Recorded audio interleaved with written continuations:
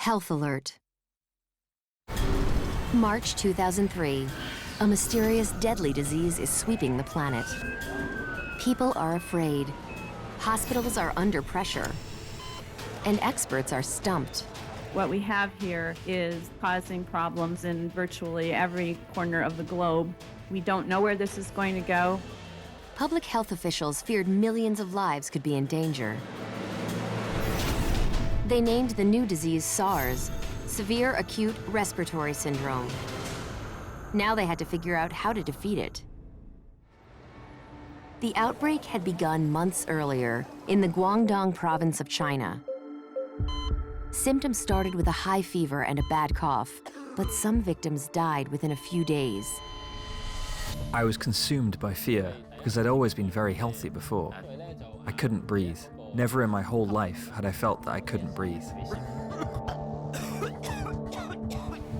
What made SARS so dangerous was that it was a contagious disease. A single cough, sneeze, or an infected surface was all it took to pass SARS to someone new. At first, Chinese officials kept the outbreak a secret, which enabled the disease to spread. Some victims even got on planes, accidentally taking the disease to new places. Within months, SARS had crossed the globe. Canadian medical officer Dr. Sheila Bosserer worried it would continue to spread.